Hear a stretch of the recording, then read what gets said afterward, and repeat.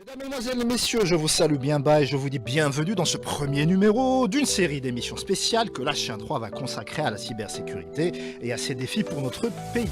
Je suis Reda Menassel et en compagnie de Hakim Ben Moussa derrière la vitre, nous allons tenter pendant une heure de temps de nous intéresser à un sujet crucial, la protection des données personnelles. Avec l'entrée en vigueur le 10 août 2023 de la loi 1807, notre pays, vous le savez, a franchi une étape significative pour garantir la confidentialité de nos informations.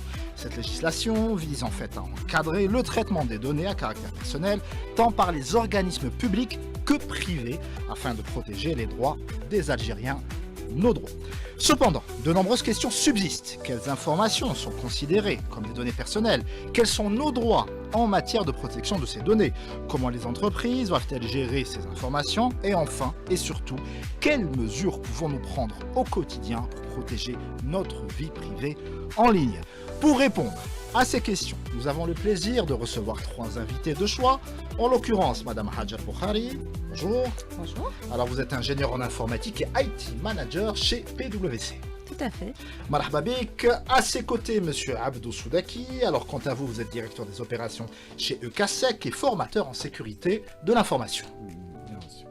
Et enfin, et non des moindres, Monsieur Riles Mahleb. Alors, quant à vous, vous êtes expert en cybersécurité, consultant chez Keystone.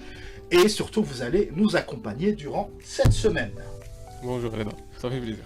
Allez, messieurs, dames, balle au centre. On va commencer par essayer de vulgariser au maximum, en direction du grand public. C'est quoi une donnée personnelle en fait? Riles. Ok, très bien. En fait, une donnée personnelle, elle peut être de plusieurs types. Donc, il y a une donnée personnelle donc directe ou indirecte. Donc, déjà, c'est classifié en deux grandes catégories. Une donnée personnelle, c'est votre nom, votre prénom. D'accord. Ça, déjà, c'est une donnée personnelle, à caractère personnel. Vous avez votre numéro de téléphone, vous avez votre peut-être adresse IP, vous avez donc, il y a plusieurs types de données à caractère personnel. La première donnée qu'on pourrait citer comme étant une donnée personnelle directe, c'est le nom. Donc, une adresse email nominative. Ça vous identifiez directement. Après, vous avez... Ça va prendre son importance voilà, par exactement, la suite quand on parlera de signature exactement. électronique, etc. Exactement. On va y venir. Exactement. Et vous avez d'autres types de données, par exemple, comme une adresse IP qui est associée à vous, un numéro de téléphone. Il ne vous identifie pas directement, mais peut-être dans certaines plateformes ou certains contextes, il y a le nom. En tout cas, pénalement, Exactement. maintenant, ça a valeur d'identification. Exactement. C'est-à-dire que si on commet un délit, entre guillemets, en utilisant votre numéro de téléphone, Voilà. vous êtes pénalement responsable. Voilà, exactement. Donc, principalement, c'est ces deux catégories de données. Après, je pourrais laisser peut-être... Oui, Hajar, Hajar. si vous avez des informations en plus. Alors, plus généralement, et pour expliquer, on va dire, au grand public ce qu'est une donnée personnelle, c'est juste la donnée qui permet d'identifier une personne. Donc, si telle donnée nous permet de reconnaître Reda, ça veut dire que c'est une donnée personnelle. Si ça ne permet pas de le reconnaître, ça peut aussi être classé comme donnée personnelle si elle est reliée à d'autres données.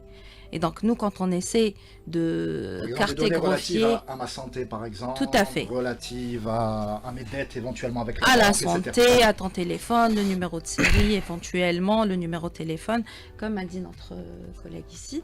Et donc, voilà, tout ce qui peut identifier la personne.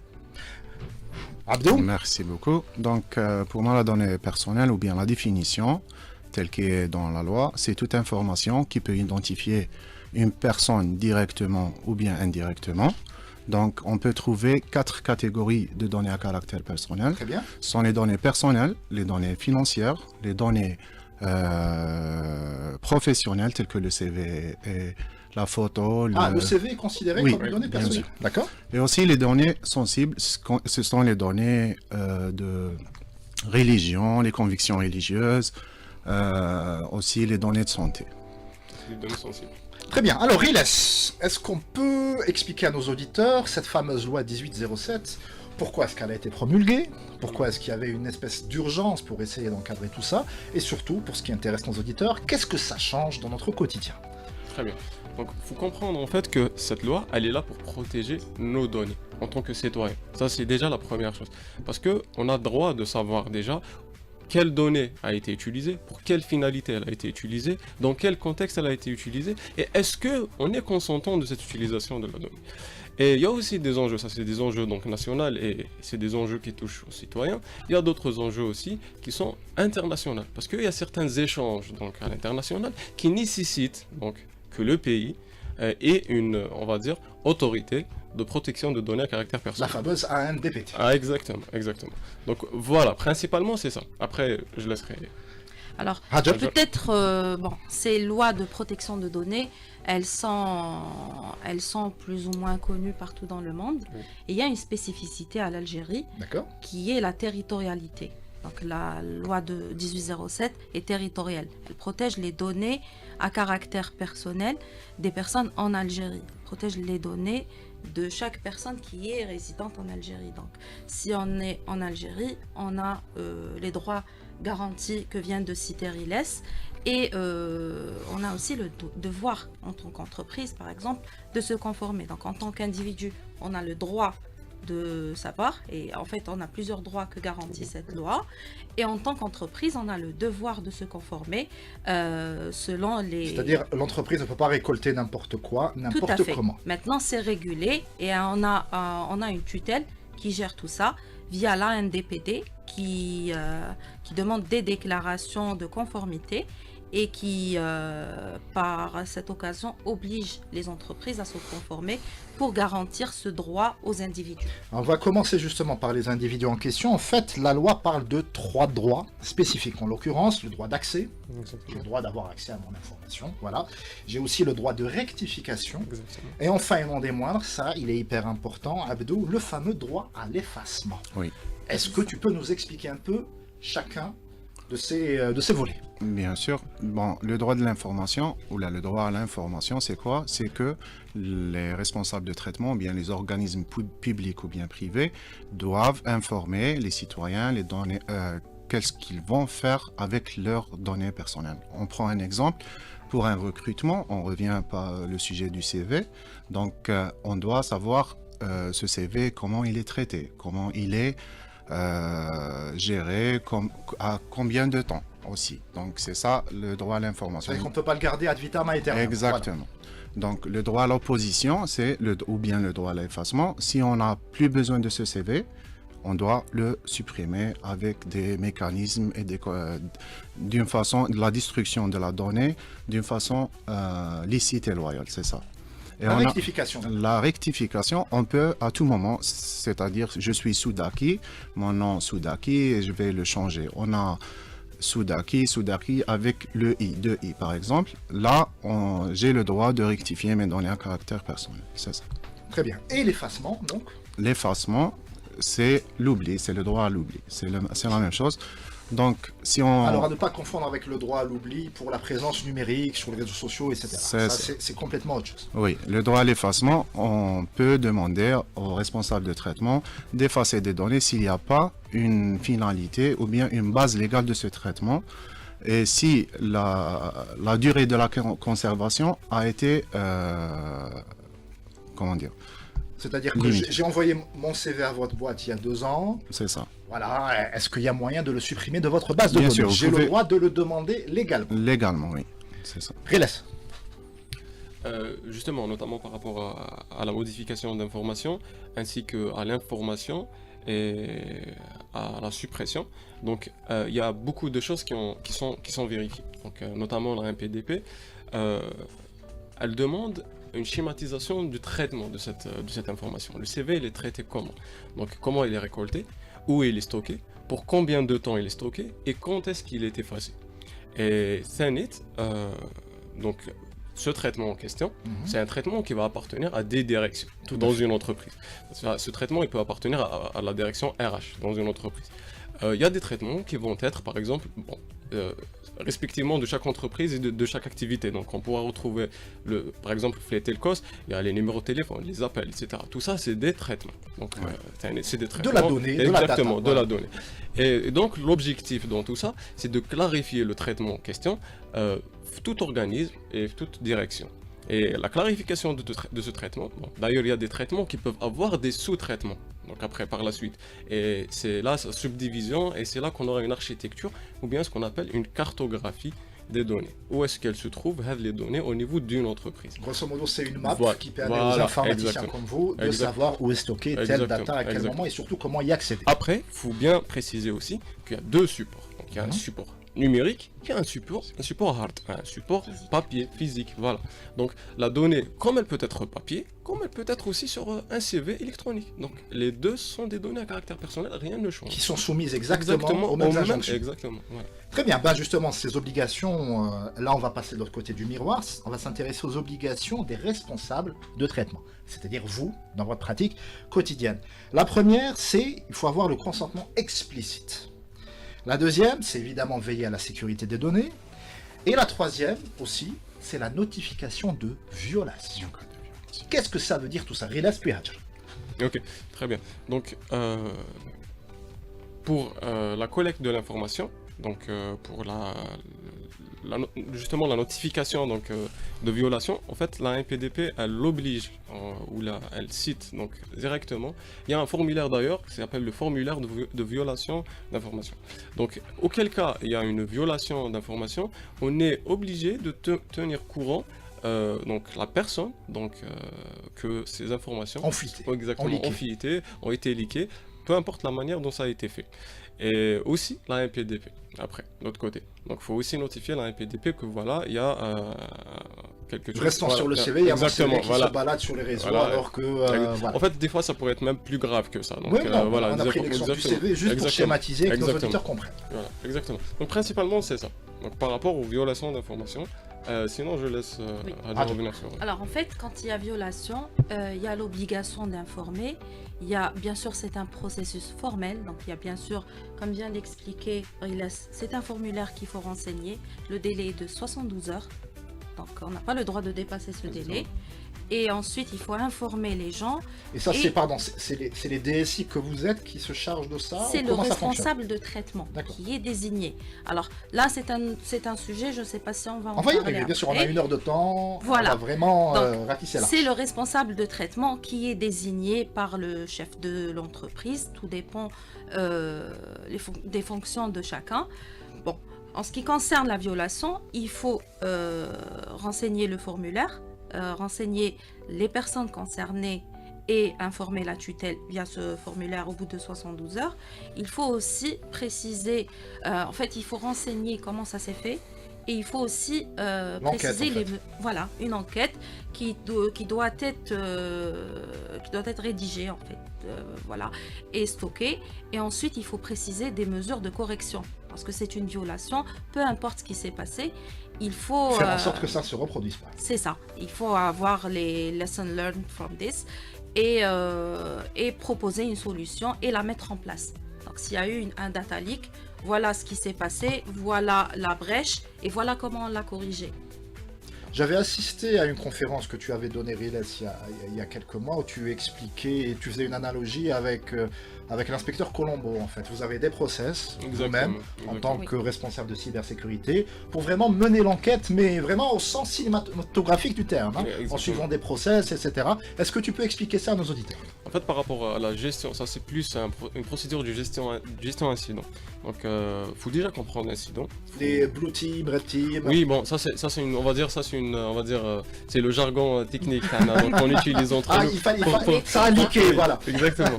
pour se différencier un petit peu. Mais on a, comme tu viens de le dire, Reda, il y a les Blue Team en fait. Il y a plusieurs donc professions même à l'intérieur de cette équipe. Mais principalement, il y a un profil de forensique, on va dire d'une certaine manière. L'enquêteur. Les experts, Exactement, NCIS. les enquêteurs. En fait, la mission en question s'agit, on a remarqué un data leak, il y a quelque chose qu'on a remarqué donc à l'extérieur. D'inhabituel. Voilà, d'inhabituel, il y a un client qui s'est plaint de ses données qui fuitent, etc. On prend ça en considération et l'entreprise, donc le responsable du traitement en question, doit enclencher une mission de threat hunting, on va dire de la chasse aux menaces, ou là, de la chasse aux threats. D'accord, on D'accord. menace, c'est ça. Exactement. Ça veut dire quoi? Ça veut dire tout simplement chercher dans son système, est-ce qu'il y a quelque chose de malveillant qui est en train de tourner? Est-ce qu'il y a quelque chose qui a été installé, quelque chose qui a été donc mis ici pour voilà, faire leaker les données en question. Comment ça se fait concrètement? C'est tout simplement, c'est une procédure, on vient chercher les IOC. ou bien les AEA. Les AEA, c'est les indicateurs de compromission ou là, les indicateurs d'attaque. Les indices, grosso modo. Exactement, les indices, en grosso modo. Et les indices, en fait, on les trouve principalement dans les lignes de log des serveurs, donc de l'actif, on va dire, donc de l'élément où la donnée elle a été stockée au départ. Donc si elle a été divulguée... ça a été modifié, donc il est rentré par là. Voilà, exactement, parfait. Donc il y a quelque chose, donc, voilà. Tout simplement, on suit avec la trace jusqu'à élaborer toute une timeline d'attaque. Donc, du départ à la fin. Et essayer d'associer donc une chronologie, en fait, des événements. Exactement, une timeline, une chronologie des événements. Et tout ça se traduit dans un rapport technico-légal. Donc, c'est un rapport qu'on doit donc livrer à l'entreprise en question. Et à travers ce rapport, donc, qui sera donc même acceptable devant un juge parce que c'est une preuve. Ah, c'est recevable. C'est recevable, exactement. C'est recevable, c'est une preuve. Et ça va permettre à l'entreprise donc de remédier donc, aux problèmes de sécurité, de closer les brèches, exactement, et d'avoir un plan d'action dans ce sens. Abdou. Exactement. Donc, je rajoute que le processus de gestion des incidents, les incidents, c'est incidents de sécurité, il peut être même en interne. Des fois, c'est pas la peine d'aller vers des data leaks. Des fois, une personne de l'interne a supprimé, soit délibérément ou bien par faute, des données à caractère personnel. Ça arrive, ça. Bien sûr, oui. Il faut avoir un processus de gestion des incidents, soit même par exemple un incident, un incendie qui peut nuire à les données à caractère personnel, ça veut dire un serveur qui s'est crashé, donc voilà. il y a des données, les données personnelles là, ils sont supprimées par exemple. Là. Donc on doit notifier les personnes concernées aussi. On doit aussi notifier la MPDP, l'Autorité nationale de protection des données personnelles. Donc le processus, c'est pas juste de l'IT, c'est ce que je veux dire. Il faut toute une équipe, la direction générale, les directeurs des structures doivent avoir l'idée que les données à caractère personnel, c'est une responsabilité partagée et qu'on doit protéger les données à caractère personnel des personnes contraintes. Et souvent dans les entreprises, on va dire les plus avancées, les plus développées, qui ont une certaine maturité et qui ont surtout le budget qu'ils peuvent se permettre, ils ont une direction de protection, ce qu'on appelle la direction des opérations, la direction de sûreté, qui protège les biens et les personnes. Et souvent, quand il y a des incidents comme ça, c'est en collaboration avec l'équipe de cybersécurité qu'ils procèdent à l'enquête. Donc, que ce soit un incident physique ou électronique, donc informatique, ils mènent l'enquête ensemble. Et souvent, la brèche n'est pas forcément informatique. On peut avoir le système informatique le plus robuste qu'on a sur Terre et tu as un collaborateur qui consulte avec un écran ouvert dans le bus et tu as des gens qui filment derrière. Ça, il faut vraiment... ça arrive, ça c'est des cas que vous avez croisés au quotidien? Oui, c'est des cas qu'on a croisés, des fichiers clients on va dire qu'un collaborateur, peut-être junior ou un stagiaire, a oublié de ramasser à l'imprimante. Maintenant, alors une fois, moi j'ai eu les fameux mails groupés, j'ai eu quelqu'un qui m'a envoyé en mail groupé pratiquement toute la base de données hyper secrète de l'entreprise. J'ai été surpris de recevoir ça. Et ce qui arrive souvent aussi, c'est que par exemple, moi je m'adresse à Reda et j'ai 3 Reda dans mes contacts et je clique sur le premier, je pense parler aux journalistes alors que c'est le... D'accord. C'est ça. Et bon, c'est peut-être pas très grave si la personne n'a pas de mauvaises intentions. Ou n'a pas accès à des données hypersensibles non plus, voilà. Mais si c'est quelque chose qui viole les données personnelles, je suis dans l'obligation de le signaler. C'est-à-dire que moi, je dois remonter au responsable de traitement et je dois aussi expliquer comment ça s'est passé, informer la personne qui a reçu ces données-là et lui demander de les supprimer par un mail officiel, etc. Donc, toutes ces enquêtes-là relèvent de l'informatique, mais pas que. Parfois, en fait, on est peut-être mieux qualifié pour les détecter, mais souvent, on ne travaille pas seul. Très bien. On fait une petite pause et on revient? Allez. On continue notre premier chapitre sur 5, sur une série d'émissions qui va s'intéresser à la cybersécurité. Le premier chapitre d'aujourd'hui s'intéresse à la protection des données. Nous sommes en train d'en parler avec Madame Hajar Boukhari, Monsieur Abdou Soudaki et enfin et non des moindres, Monsieur Riles Mahleb qui va nous accompagner durant toute cette semaine. Alors, on va revenir à la NDPD. Alors, Ça, je ne savais pas, mais il existe des sanctions de non-conformité. Alors, ça peut prendre la forme d'amendes financières qui peuvent vraiment atteindre des sommes significatives, hein, et aussi des sanctions pénales. Riles. Effectivement, donc il y a des sanctions donc, adossées directement à cette loi quant à la violation de ces données. Et je pense que si je me rappelle bien, il y a je pense une sanction qui peut aller jusqu'à 50 000 dinars ou 5 000 dinars je pense, mais qui peut aussi être... Qui peut grimper aussi. exactement, Voilà. qui peut traitement. par traitement. Ah là, exactement. Et là, il vient de mentionner quelque chose de très important, par traitement. Parce que si vous perdez une donnée, on va dire si c'est 1000 dinars, d'accord. Mais si vous perdez 1000 données, donc c'est cette sanction fois 1000, ok. Donc c'est par traitement. Donc si vous perdez une base de données qui comporte des millions d'utilisateurs, ben ça va grimper très très haut. Aussi, il y a des sanctions administratives et des sanctions pénales. Alors évidemment, on n'y arrive pas tout de suite, il y a des rappels à l'ordre, etc. Ouais. C'est un long process, Oui. mais in fine, ça peut aller au pénal et ça Oui. peut aller au financier. Surtout quand les entreprises ne sont pas conformes. On va en parler la mise justement en dans quelques instants. conformité. Donc c'est ça. Donc les sanctions administratives peuvent aller par exemple à la cessation de ce traitement-là, de la suppression de ces données. Imaginons que Oui. vous avez des clients, une base de données de clients, et la sanction vous demande de supprimer ces données parce que vous n'avez pas de base légale de ce traitement-là. Donc vous allez perdre tout. La base Toute clientèle, la base, tout est à refaire. exactement, exactement. Et s'il y a des dépassements de conformité éthique, donc ça peut aller jusqu'au pénal. Très bien. Alors, on va revenir à la fameuse autorité. Alors, cette autorité, en fait, a 3 missions. La première, c'est contrôler le respect des règles de protection de données. La deuxième, c'est de sanctionner, on vient d'en parler, les entités en infraction. Et enfin, sensibiliser le public et les entreprises aux bonnes pratiques. Alors, on va s'intéresser à cette fameuse mise en conformité. On s'y prend comment? C'est un audit, Hajar? Oui, alors c'est un audit, mais c'est essentiellement une cartographie des traitements qui concernent la donnée personnelle. Donc chaque entreprise, depuis la promulgation de la loi, s'est vue obligée de définir quels sont les traitements qui concernent la donnée personnelle et de les cartographier, de préciser le workflow, où va cette donnée, pourquoi on garde cette donnée et pourquoi c'est un audit. Parce que parfois, on est souvent amené à oublier. On récolte des informations qu'on supprime jamais alors que la finalité n'y est plus. Si tu as commencé par l'exemple du CV, on le maintient.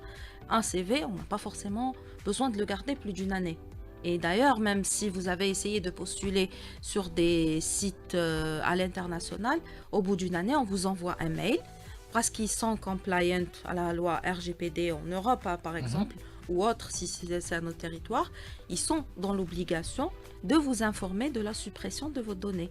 Et donc, vous, quand vous recevez ce mail, soit vous êtes toujours intéressé et vous réitérez en quelque sorte votre consentement, et auquel cas, ils ont toujours le droit de garder vos données, ou alors, ils sont conformes et ils ont supprimé la donnée, donc elle n'y est plus. Donc, en procédant à ces audits, vous allez déjà balayer tous les traitements qui concernent la donnée et supprimer ce dont vous n'avez plus besoin, et aussi vérifier comment vous stockez ces données et comment vous les protégez, surtout. Alors, cet audit se fait en interne, se fait en externe. Qui s'en charge, en fait? En fait, l'audit se fait en interne si on est compétent, et normalement, on a la possibilité de le faire, et la NPDP se rend plus ou moins disponible. Bon, je dis plus ou moins parce qu'en ce moment, il y a un peu de rush. Ah, mais sur clairement, puisque tout le monde doit se mettre en conformité avec la loi. Les gens ne sont peut-être pas contents, mais au début, ils étaient très disponibles. On pouvait appeler le service technique. Effectivement, on les a reçus d'ailleurs dans mon émission du jeudi. Et maintenant, ils sont un peu moins disponibles, mais il y a il y a aussi des opérateurs qui peuvent faire ça pour le compte de l'entreprise. Il y a plusieurs cabinets qui peuvent le faire. Riles. Très bien. Je continue directement sur ce qu'a dit Hajar. Effectivement, donc il y a plusieurs cabinets et nous principalement à travers quelques accompagnements Leadercom, on a vu pas mal de clients, on va dire. Moi principalement. Donc du public, du privé, de la PME, de la PMI, différents du métiers. mastodonte, voilà. Exactement. Et c'est très intéressant de voir que en fait la donnée, le traitement de la donnée est différent d'une entreprise à une autre. Donc, c'est déjà principalement, il y a des traitements qui sont récurrents, qui reviennent toujours, mais il y a des traitements qui vont être différents d'une entreprise à une autre, d'un métier à un autre. Donc une clinique ou bien une agence de voyage, c'est pas le même traitement de la donnée. Elle utilise les mêmes données à caractère personnel, mais elle les utilise à des finalités différentes, on va dire. Donc c'est pour ça il y a une phase. La première phase, c'est la phase de recensement. Donc il faut recenser les données. Et cela se fait à travers l'étude de l'organigramme de l'entreprise. Donc on va étudier un petit peu l'organigramme de l'entreprise, où on a les différentes directions. Où la donnée, elle circule, elle est acheminée vers quelle direction? En fait, c'est un triptyque. Quelle est l'origine de cette fameuse donnée? Exactement. À quelle fin est-elle Exact. utilisée? Et surtout, où est-elle Atterri. stockée? Et Exact. pour combien de temps? Exactement. Donc ça, c'est les informations qu'on va avoir pour la phase de recensement. Et puis, directement, comme a dit Hajar, la cartographie. On va essayer d'élaborer une cartographie de toutes ces données et élaborer les traitements. On a donc les traitements des données. Et puis, il y a des fois où on a des sous-traitements. Donc, on a une direction qui traite donc la même donnée, mais plusieurs objectifs derrière. Donc, on va pas déclarer plusieurs traitements, mais un traitement avec des sous-traitements. Et il t'est arrivé d'auditer une entreprise où c'était complètement la jungle? En fait, ma remarque, c'est que principalement, donc, ok, on se conforme donc par rapport à ce process, etc. Mais Anna qui m'a rappelé que j'interviens sur la partie technique. Donc, je ramène mon équipe, j'interviens sur la partie technique. La partie, tout ce qui est cartographie, il y a une équipe donc qui va s'en occuper. D'accord. Elle est beaucoup plus compétente. Elle va me donner un certain scoop. Le scoop en question, on me dit voilà, les données, elles sont dans ces serveurs, elles sont dans ces actifs, elles sont dans ces applications. Et moi, je ramène mon équipe technique. Qu'est-ce qu'on fait? On essaye de voir donc concrètement, est-ce que ce support technique, est-ce que ce support numérique, il est sécurisé? Et là, les bonnes pratiques et les bonnes normes de sécurité. Qu'on va continuer à détailler Exactement. justement. Abdou. Pour la mise en conformité, je recommande toujours à nos clients qu'il faut aller vers une approche gestion de projet. Donc, il y a un chef de projet qui a une visibilité totale sur les systèmes d'information. Gestion de projet agile. Exactement. Et puis, ce que je recommande, c'est la façon du business process re-engineering. C'est quoi le business process re-engineering? On faisait ça comme ça, mais maintenant avec la loi, la minimisation des données, etc., il faut refaire le processus. C'est presque un traitement industriel, j'allais dire. C'est ça, oui. D'accord. Je vois le processus en manière générale, par exemple le processus recrutement, le processus client, gestion des relations clients, et il faut revérifier tout ça. Donc, ok, on récolte les informations comme ça, mais c'est pas conforme à la loi 1807. Donc voilà les dispositions de la loi. Est-ce qu'on est conforme? On se retrouve des fois à faire un re-engineering du processus complètement et ça facilite. Ce que je recommande et ce que je dis, c'est que les gens qui ont parti vers cette approche, le temps, la minimisation des ressources aussi, donc faut que ça aille vite, faut que ça coûte pas super cher. Exactement. Donc c'est notre approche à nous pour aider les entreprises à se conformer rapidement. C'est du Lean GRC. Et ça aussi, ça prouve. Donc, il y a des preuves que c'est très facile à gérer les données personnelles. Donc... Très bien. La deuxième étape, qui est très importante, on en parlait en off, c'est de désigner un responsable de la protection des données, le DPO. Qu'est-ce que ça coûte, le DPO, Hajar? Alors, le DPO, comme tu viens de dire, Reda, c'est le responsable des traitements. Alors, c'est désigné par le responsable de l'entreprise. Ce n'est pas forcément l'informatique, ce n'est pas forcément le service légal. D'accord, non, c'est quelqu'un à mais part. c'est quelqu'un qui doit avoir l'autorité du regard global, comme vient de préciser Abdo. Il n'est pas cloisonné. Tout à fait. Il doit avoir le droit de regarder tout ce dont il a besoin. D'accord. C'est-à-dire, il ne va pas regarder ce qui est confidentiel, mais il doit pouvoir regarder comment est gérée la tuyauterie en quelque sorte. Donc, si on a telle ou telle application, comment elle fonctionne, qui a accès à tel profil, pourquoi il a accès, au bout de combien de temps, etc. etc. Donc ça, c'est... Il a une marge de manœuvre très très large. Et il dépend directement du responsable de l'entreprise. Pourquoi? Tout simplement parce que quand il y a des sanctions, c'est la partie la moins glamour, on va dire, mais quand il y a des sanctions, ce n'est pas le DPO On va dire que Mais- c'est pas le travail le plus populaire de l'entreprise. Voilà, mais c'est la responsabilité du responsable de l'entreprise. C'est le chef d'entreprise qui est responsable légalement par rapport à la conformité. Donc c'est lui qui désigne quelqu'un et c'est lui qui contrôle un peu ce que fait ce DPO. Donc le DPO doit rendre des comptes à son chef d'entreprise. Très bien, Rilas. Exactement. Par rapport au DPO aussi, c'est lui qui va être un petit peu l'interface entre l'entreprise et la MPDP. Donc, parce qu'auquel cas, il y a, donc, les traitements ils sont amenés à être évolués. On parlait de traitement tout à l'heure. Un traitement, quand il est updaté ou bien mis à jour, et doit être à jour aussi au niveau de la MPDP. Et la MPDP, elle a mis en place donc, pour nous une plateforme D'accord. où on peut donc déclarer les traitements dont on parlait et tout. Ben, c'est sa responsabilité aussi de mettre à jour, de suivre un petit peu l'évolution de D'être l'interface, en exactement fait, une sorte entre les d'interface. Donc même s'il y a, on va dire, une conformité qui a été donc donnée à l'entreprise, etc. Faut rester toujours à jour et faut voir en fait les nouveautés que la MPDP. Faut voir aussi l'effort qu'il y a derrière parce qu'en fait il y a des mises à jour continuelles les Ramidjo de la MPDP. Donc faut suivre ça et le DPO il va assurer un petit peu l'interface entre l'entreprise et Abdou, Et là, tu voulais c'est- rajouter quelque chose? Je rajoute juste, et j'essaie de préciser quel est le responsable de traitement, le rôle du responsable de traitement et le délégué de la protection des données, le DPD ou bien le DPO, Data Protection Officer. Donc en Algérie, sur la loi 1807 et aussi sur le site de la MPDP, il y a une confusion, Oui. je retrouve qu'il y a une confusion entre le responsable de traitement et le DPO. Si on dit un DPO, ou le Data Protection Officer, il y a l'aspect de non-conflit d'intérêt. Donc le responsable de traitement sur la loi 1807, c'est le responsable C'est un de électron l'entreprise. libre, en fait, voilà. Exactement, c'est le responsable de l'entreprise. C'est le responsable de traitement égale responsable de l'entreprise. Après, il y a le point focal. Le point focal, il n'a pas comment dire, De compte à rendre. de Il n'est pas compte à placé sur la rendre. hiérarchie directe Juste- de... Exactement, juste le fait qu'il peut se déplacer et il est le point focal vis-à-vis De la NPDP. NPDP. D'accord. Exactement. Est-ce que ça existe en Algérie? C'est ça. Donc le DPO, je pense qu'on a besoin de faire des formations plus avancées pour le maintien de la conformité, comment faire cet audit, ce fameux ROPA ou le registre de traitement. Parce que des très activités. souvent, en recevant énormément de DSI dans l'émission, c'est généralement le DSI qui se retrouve aussi à faire ça quelque part. Oui, mais il y a un conflit Tout d'intérêt. à fait. Il y a un conflit d'intérêt. Donc le DPO, normalement, il rend compte à la MPDP et au responsable de traitement. Donc c'est ça, au monde entier, le rôle du DPO. Très bien. On attaque la troisième phase. Ça, c'est votre cœur de métier, à savoir mettre en place des mesures techniques et organisationnelles, Abdou. Là, je pense que la première des choses, c'est l'engagement du responsable de traitement ou bien de la direction générale.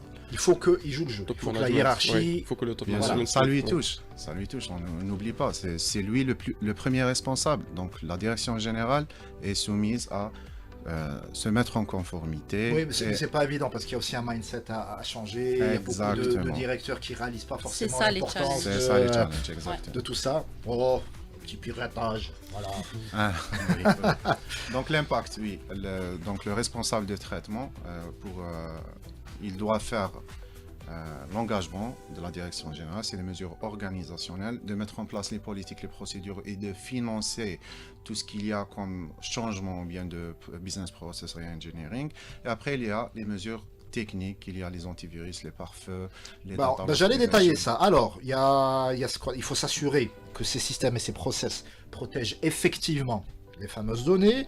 Il faut utiliser, vous le savez mieux que moi, des protocoles, donc de cryptage, de sécurité robuste. Il faut limiter l'accès des données aux seules personnes en fait autorisées. Enfin, et non des moindres, il faut effectuer régulièrement des sauvegardes sécurisées des données critiques. Alors, c'est quoi une sauvegarde sécurisée et c'est quoi une donnée critique, Hajar? Alors, la donnée critique, c'est une donnée, on va dire, sensible. Et c'est généralement Tout ce qui est financier, Ça pas dépend, forcément. ça dépend. Oui, ce qui est financier est sensible. Ce qui est données personnelles aussi est sensible. Donc, c'est les responsables de traitement qui peuvent définir ce qui est sensible pour eux ou non. C'est-à-dire que c'est la donnée sans laquelle on ne peut pas continuer notre D'accord, activité. ok. En général, voilà. Après, c'est à chaque responsable de définir ce qu'est sa donnée sensible. Ensuite, comment la protéger? Il faut bien sûr mettre le budget, comme a précisé Abdo. Et c'est aussi à ça que servent les audits. Et généralement, pour éviter tout conflit d'intérêts, il vaut mieux soit avoir une direction dédiée ou alors sous-traiter à un externe. Donc, quand on sous-traite à un externe, on se protège du mieux qu'on peut et il vaut mieux avoir des missions récurrentes. C'est-à-dire que aujourd'hui, je fais mon audit, on va dire au mois de décembre, je vais recommencer chaque mois de décembre. Et à ce moment-là... c'est un processus continu. C'est un processus On ne fait pas son audit continu. une fois et on passe Et à le autre chose. processus continue par rapport à la cybersécurité, c'est parmi les premiers réflexes pour être protégé. Parce que si on ne le fait pas de façon récurrente, je paye le meilleur des antivirus. Si je ne paye pas mon abonnement, je vais me retrouver exposé. Ça me rappelle quelque chose qui restera secret autour de cette table. Alors, il nous reste 2 étapes. Il faut obtenir évidemment le consentement des utilisateurs et élaborer cette fameuse politique de confidentialité qui va essayer d'ordonner, de réglementer, d'expliquer, de vulgariser aux utilisateurs et aux salariés ce qu'il faut faire et surtout ce qu'il ne faut plus faire. Abdou. Oui, pour la politique de confidentialité, la politique s'applique pas juste pour les employés, ou bien ça s'applique aussi sur les sous-traitants, c'est élargi à tous les maillons du... Bien sûr. D'accord. Pour ceux qui ont accès à ces données-là, c'est ça. Donc le scope, le périmètre de la politique doit couvrir toutes les personnes ou bien les entités qui ont accès à cette information à caractère personnel. Et là, on va faire... qu'est-ce qu'il faut faire et qu'est-ce qu'il ne peut pas faire. Donc, les meilleures pratiques de confidentialité ou bien la politique de confidentialité, c'est toujours de penser quelle est la finalité de ce traitement. Est-ce que j'ai vraiment besoin de ces informations-là pour effectuer ou bien pour réaliser cette tâche? Donc, si j'ai besoin, est-ce que j'ai vraiment besoin de 2 photos ou bien de 3 photos pour le dossier administratif? Donc, la politique va nous guider, va guider les employés vers une débureaucratisation. Exactement, la dématérialisation et débureaucratisation. Donc, c'est ça la politique de confidentialité en général. Très bien. Alors, question un peu provocatrice, c'est cher faire un audit? Non. Oui, tout ça. Rilas n'est pas très convaincu. Oui, mais non. Oui, mais non. Hadjar a été la plus diplomate. Alors que chacun m'explique son point de vue. Abdou d'abord. Pourquoi est-ce que tu estimes que c'est pas cher? Parce qu'il y a un retour immédiat d'investissement, parce que... Donc la première étape, c'est on peut faire, par exemple, si on s'engage à se mettre en conformité, qu'est-ce qu'on peut faire? Un self-assessment. Donc ça ne va pas coûter cher. Et ça va aider et minimiser, c'est ça le Lean GRC que j'ai parlé avant. Donc ça va minimiser les efforts des auditeurs qui vont assister. C'est-à-dire faire le gros soi-même exactement, avant que... D'accord. On va faire ça en interne, puis on va donner les informations au cabinet de conseil d'audit, et comme ça va être plus simple. On voit qu'est-ce qu'il y a, la policy maturité, les politiques qui sont mises en place, et le practice maturité, est-ce qu'on effectue vraiment ces pratiques-là? Rilas, pourquoi c'est cher? C'est cher parce que, bon, j'ai pas dit c'est cher, mais... Ah si. On a tous entendu. Tu m'as imposé les archives et c'est streamé en plus, donc voilà. Très bien. Donc, bon, c'est... Principalement, en fait, on rencontre quelques cabinets, on va dire quelques entreprises qui sont de grande envergure. Donc, c'est des entreprises qui traitent des millions de données par jour. Et ça, eux ont les moyens, à la limite, c'est pas eux qui s'adresse ma question, mais pour la petite PME qui est obligée de se mettre en conformité avec la loi, c'est quand même une dépense conséquente. Oui, voilà. Exactement, ça pourrait sembler aussi dans ce contexte-là, ça pourrait sembler, on va dire, pesant pour l'entreprise, mais il faut voir aussi derrière les risques. Donc il faut calculer le risque en question. Voilà, il faut faire une appréciation du risque pour voir est-ce que réellement ça pourrait pas coûter encore plus cher on va dire une violation de données. Voilà. Donc il faut prendre en considération ça, et même si c'est cher, il faut le faire. Alors pourquoi c'est important? Parce que ça renforce aussi la confiance avec le Exactement. client. Ça permet de prévenir les risques juridiques. C'est préventif. Voilà. Ça permet aussi une meilleure gestion de sa donnée, un meilleur accès, donc gain de temps, gain d'énergie, gain de personnel.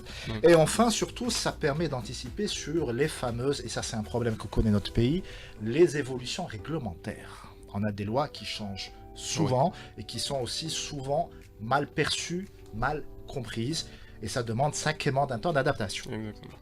Très bien.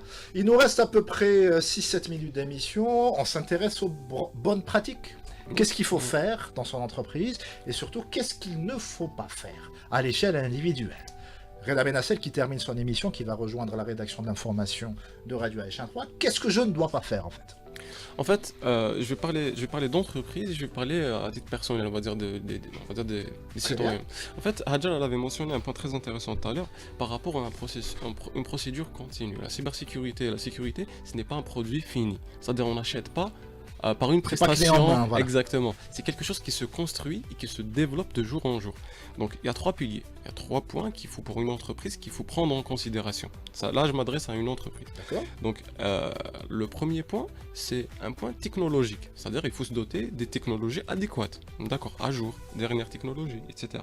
Il y a un deuxième point, c'est alors technologie, c'est pas l'antivirus non, oui, gratuit que oui, vous exactement, sur, exactement, des moyens technologiques adéquats. Donc voilà. À la hauteur du défi. Exactement, à la hauteur du défi, à la hauteur du métier de l'entreprise aussi. Donc voilà. Le deuxième point, c'est les procédures et l'organisation nécessaire pour l'entreprise. C'est-à-dire la procédure et l'organisation doivent avoir, on va dire, une composante sécurité, quand même les procédures, les amkainin.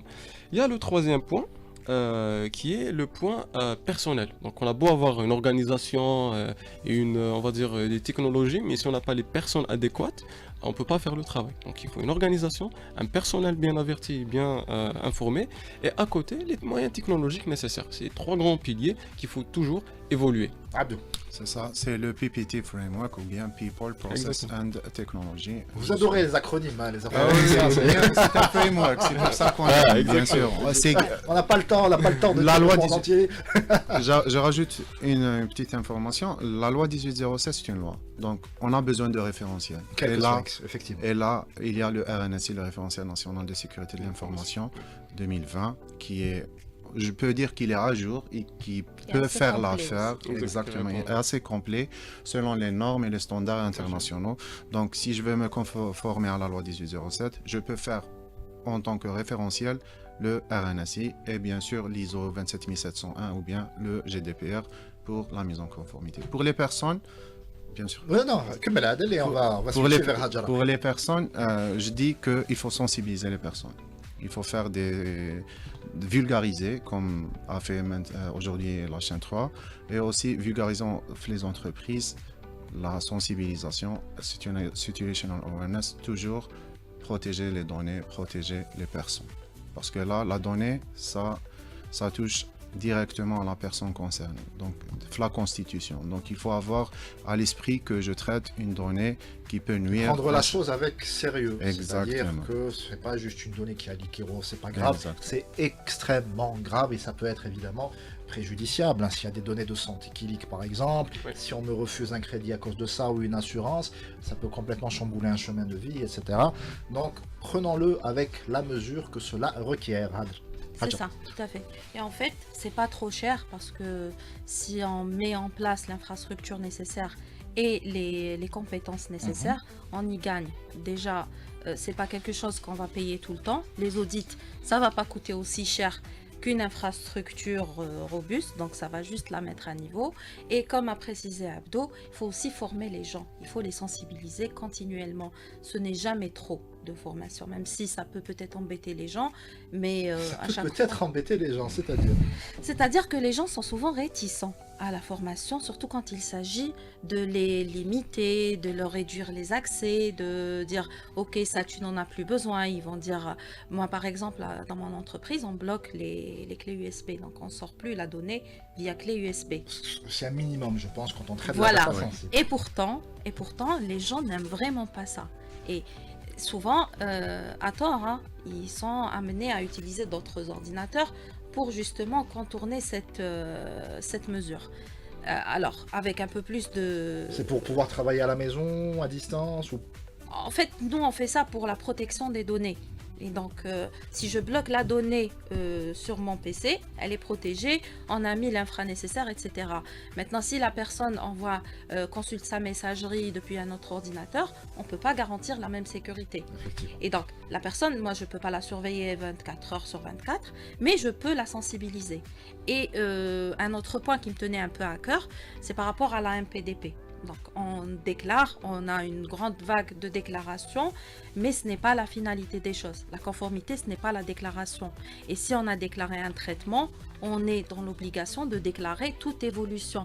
Si on a déclaré une application, si on fait un upgrade ou on change de solution, même si c'est la même chose et qu'on a déjà déclaré, on a l'obligation légale de déclarer l'upgrade. Donc ça, les gens, ils doivent être conscients et ça ne les dispense pas de la déclarer. C'est-à-dire si on a obtenu la première conformité, ce n'est pas à stocker dans un placard et continuer sa vie comme avant. Ce n'est que le début. Voilà, ce n'est que le début, tout à fait. C'est pas une formalité dont il faut se débarrasser. C'est ça. Rilas, le mot de la fin. Déjà, je te remercie, Reda.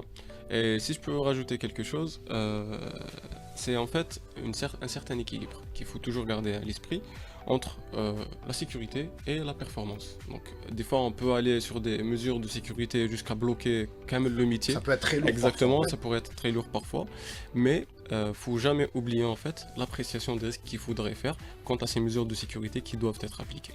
Et ce que la MPDP est en train de faire actuellement, qui marque l'équipe, c'est que le début. Parce qu'en fait, il y a des audits techniques, organisationnels, qui doivent suivre et qui doivent rester,